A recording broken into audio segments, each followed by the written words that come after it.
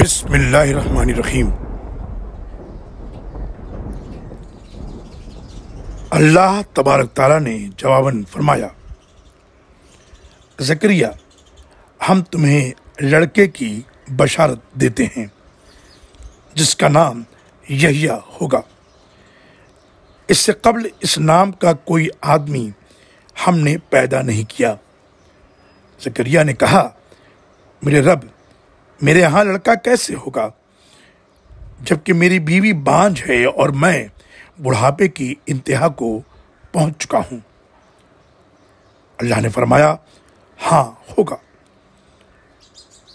تیرا رب یہ کہہ رہا ہے کہ یہ میرے لیے سہل ہے، اس سے پہلے میں تجھے پیدا کر چکا ہوں جبکہ کچھ نہ تھا۔ زکریا نے کہا، رب میرے لیے کوئی نشانی مقرر کیجیے۔